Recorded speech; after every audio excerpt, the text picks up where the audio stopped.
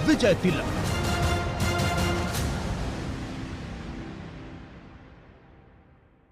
नमस्कार, स्वागत है आप सभी का हमारे खास कार्यक्रम विजय तिलक में। मैं हूं आपके साथ अनु सिंह।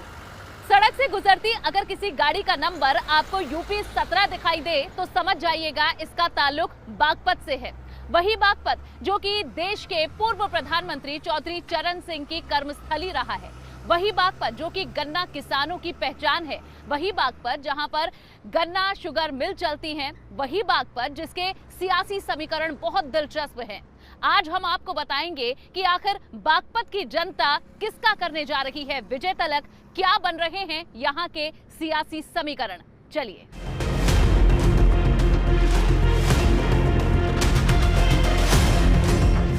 जब बागपत का जिक्र होता है तो छपरौली विधानसभा की बात करना बहुत महत्वपूर्ण हो जाता है।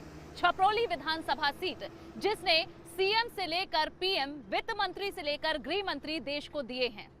छपरौली विधानसभा में जहां किसानों की संख्या बहुत ज्यादा है और यहां गन्ना मिलों की संख्या भी ज्यादा है, यहां पर किसानों का मूड इस सीट किसके खाते में जाती है इसे बताने में बहुत मायने रखता है। ये यहाँ की हॉट सीट है।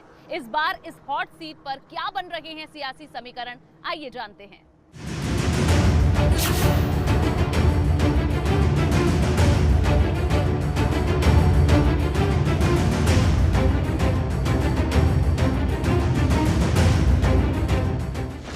बागपत वो जिला जिसे पश्चिमी यूपी की सियासत का केंद्र माना जाता है।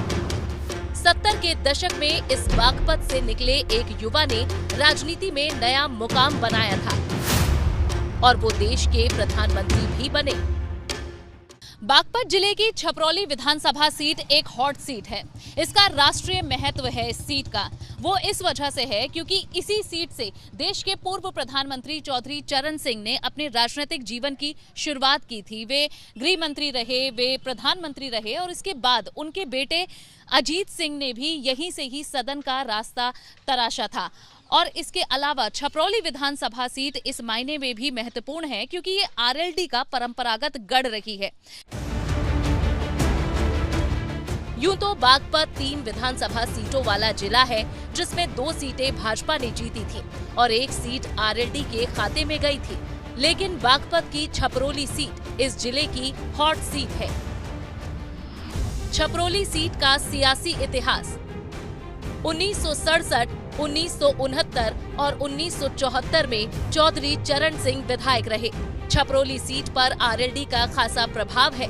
2002, 2007 और 2012 में आरएलडी ने जीत दर्ज की। 2017 में आरएलडी के सहेंद्र सिंह रमाला जीते। 2018 में भाजपा में शामिल हुए सहेंद्र सिंह रमाला। एक बार फिर से सहेंद्र सिंह रमाला इस सीट से ताल ठोक रहे हैं और विकास के दावे करते हुए जीत का दावा कर रहे हैं। रमाला गांव मेरी कर्मभूमि है, मेरी जन्मभूमि है रमाला। जिस गांव से मैं हूं, मेरे गांव में यहाँ पे एक सहकारी चीनी मिल है। सहकारी चीनी मिल 1978 में शुरू हुआ था। 1978 से लेकर के आज तक उसकी किसी ने कहीं कोई रिपेयर मेंटेनेंस की और किसी की कैपेसिटी इंक्रीज करने की किसी ने सुध नहीं ली थी। यहाँ के क्षेत्र के किसानों की बहुत बड़ी समस्या थी।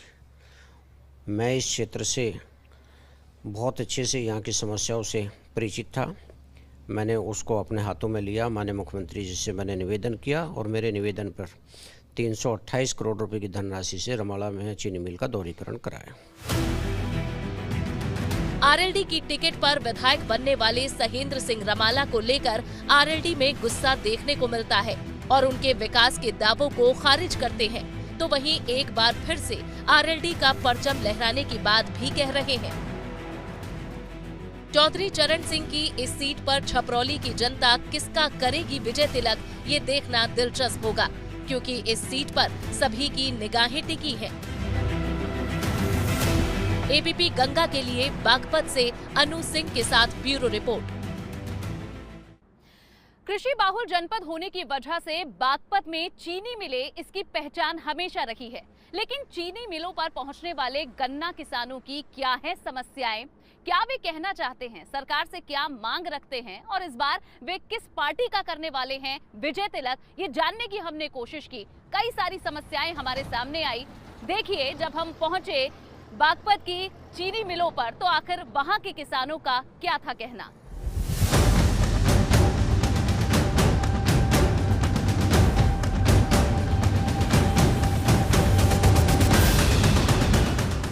बागपत की पहचान यहाँ के खेतों में उगने वाला गन्ना है और मिलों में बनने वाली चीनी, लेकिन यहीं से हर बार उठता है मुद्दा किसानों के भुगतान का। यूपी में गन्ना कई लोगों के लिए लाइफलाइन की तरह है। ये कई किसानों के लिए आजीविका का काम करती है। काफी समय से गन्ना किसान गन्ना समर्थन मूल्य बढ़ाने की, एक वाजिब दाम बढ़ाने की मांग कर रहे हैं।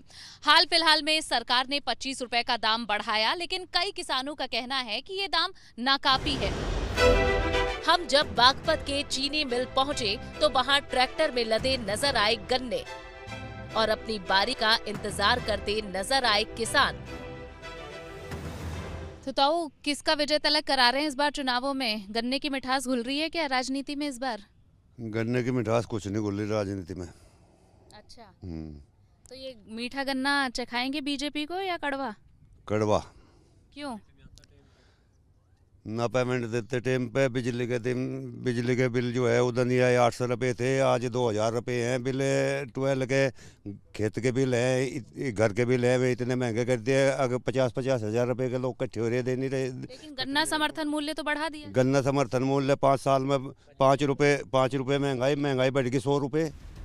जो धरती पूरे देश को मिठास देती है, उस धरती पर कैसा है सियासी माहौल, ये जानने के लिए चीनी मिल में जाना भी जरूरी था।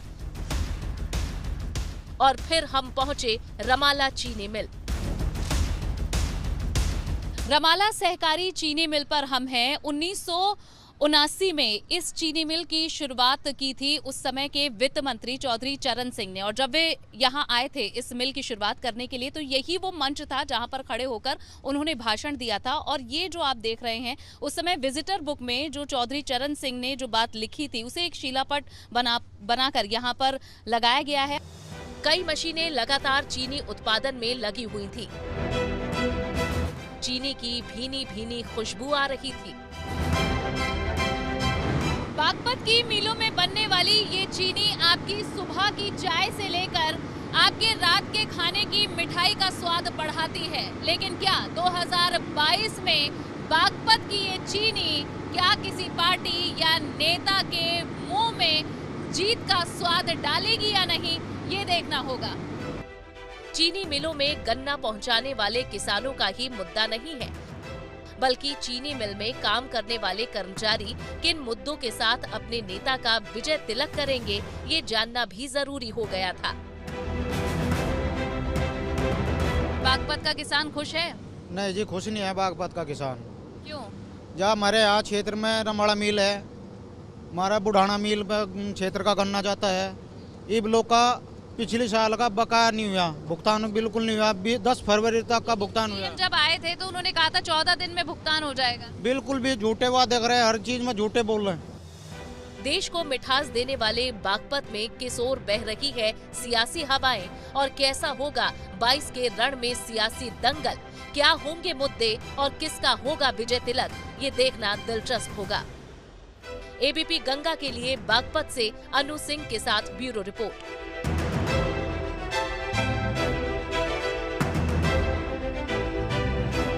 देश भर में उद्योग जगत की हालत कुछ ठीक नहीं है। ऐसा ही कुछ नजारा बागपत में भी दिखा। बागपत में रिमधुरा और ईंट भट्टा कारखानों में काम करने वाले लोगों की स्थिति भी कुछ खास अच्छी नहीं है। लेकिन चुनावों से पहले वो क्या मांग कर रहे हैं पार्टियों से और सरकार से, ये हमने जानने की कोशिश की।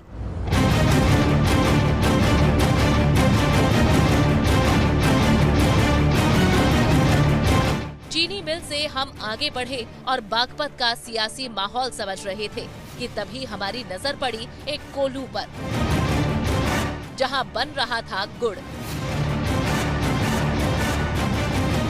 पश्चिमी यूपी के गन्ना उत्पादक क्षेत्रों में जब जाते हैं तो सड़क किनारे के कोल्हू उसकी एक खास पहचान है। इन कोल्हुओं पर बनने वाला गुड़, इसकी जो मिठास है और जो इसकी खुशबू है वो हमारी नाक से तो शरीर में जाती है, लेकिन जो इसकी मिठास है वो राजनीति में किस तरह का जो स्वाद है वो घोल रही है, ये जान लेते हैं हम। चीनी के साथ साथ बागपत के गुड़ का स्वाद पूरा देश चखता है, लेकिन सवाल हमारा यही था कि कौन सा दल और कौन सा नेता बागपत से जीत की मिठास चखेगा और किसका होगा विजय तिलक। जो गुड़ की मिठास है इस बार चुनावों में किसे चखने को मिलेगी? ये जैन साहब को मिलेगी। अच्छा। इसका कोई दो राय नहीं है। हाँ। यहाँ का सब क्षेत्र बच्चा चौथ साहब से जुड़ा है, चौथ साहब के सब अनुयायी है, इसमें कोई दो राय नहीं है। कृषि भूमि के लिए जाने जाने वाले बागपत में एक उद्योग भी है जिसे रिमधुरा उद्योग कहते हैं, जहां ट्रैक्टर ट्रॉली से लेकर मालवाहक गाड़ियों के चक्के बनते हैं। रिमधुरा उद्योग कभी बागपत की पहचान हुआ करता था, लेकिन आज सुविधाओं के अभाव में ये उद्योग दम तोड़ रहा है। रिमधुरा कृषि के प्रमुख उपकरणों में से एक है। ये भैंसा बुग्गी से लेकर ट्रैक्टर में इसका इस्तेमाल किया जाता है, लेकिन बहुत समय से इस उद्योग को सहयोग न मिलने की वजह से अब धीरे धीरे बागपत से ये कारखाने खत्म होते जा रहे हैं, बंद होने की कगार पर हैं। लेकिन धीरे धीरे ये उद्योग भी सिमटता जा रहा है और ऐसे में इस रिमधुरा उद्योग से जुड़े लोगों ने क्या ठाना है, किसका करेंगे विजय तिलक, इस सवाल का जवाब बेबाकी से दिया। पहले अच्छा महत्व था, ये कृषि उपयोग में आता है और अब किसान की हालत बदतर है, इसलिए डिमांड नहीं है। दूसरी प्रॉब्लम ये है कि लोहे के दाम बहुत ऊंचे हैं और अप डाउन बहुत ज़्यादा हो रहे हैं, इसलिए तीन कारण ये हैं, इससे उद्योग धंधे बंद हो गए हैं। बागपत की धरती कर रही है इंतजार कि 2022 में जब चुनावी संग्राम होगा तो करेंगे अपने वोट का इस्तेमाल और करेंगे अपने नेता के माथे पर विजय तिलक। एबीपी गंगा के लिए बागपत से अनु सिंह के साथ ब्यूरो रिपोर्ट।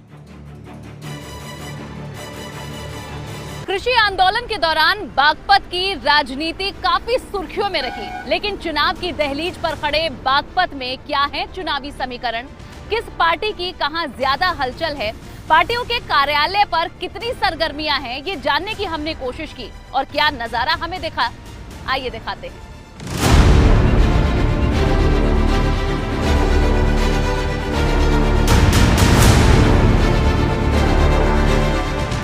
बागपत के चौक चौराहों से लेकर गलियां और नुक्कड़ पूरी तरह से चुनावी रंग में रंग चुके हैं।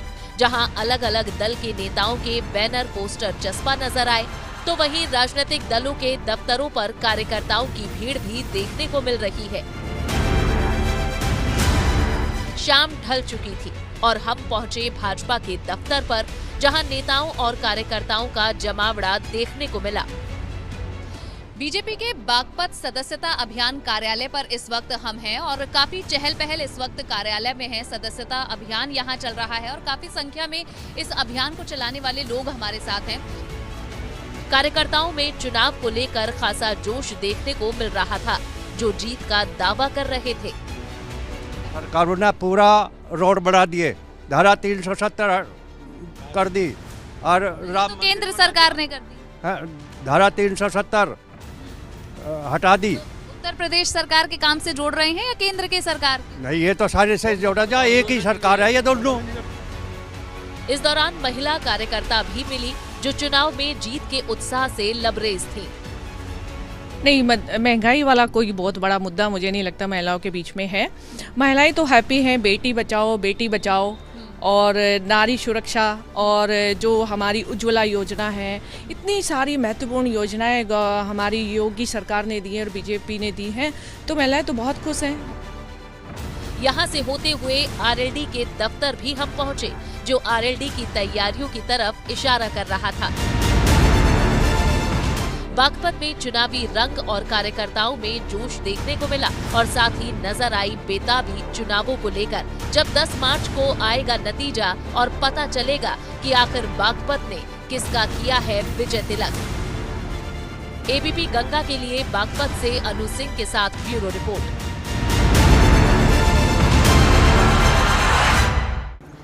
गन्ना मिलों और कारखानों से होते हुए जब हम बागपत के शहरी इलाके में पहुंचे तो यहाँ हमें मिल गए आइंस्टीन चाचा। जी हाँ, बागपत के वही आइंस्टीन चाचा जो कुछ समय पहले एक वीडियो के बाद खूब फेमस हुए थे। हमने उनसे भी जाना कि आखिर किसका वे करने जा रहे हैं विजय तिलक, क्या उन्होंने कहा और शहरी आबादी का क्या रुख है। चलिए ये दिखाते हैं। बागपत की सियासत को समझने के लिए गांव का मिजाज समझना जरूरी है।